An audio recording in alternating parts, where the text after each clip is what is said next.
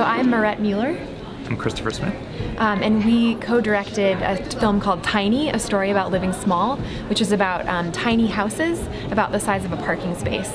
And the film follows Christopher's process of building a tiny house from scratch with no building experience.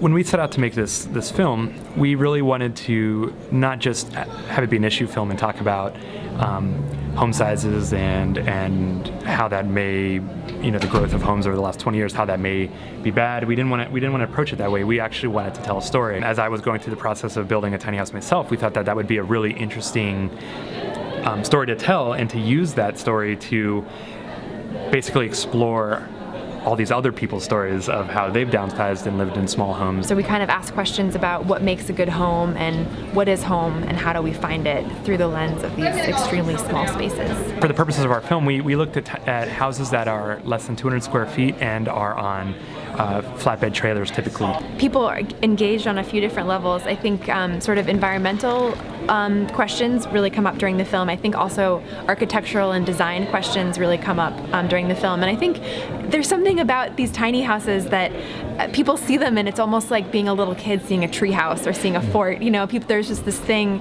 in us as humans that really responds to these cozy home-like spaces.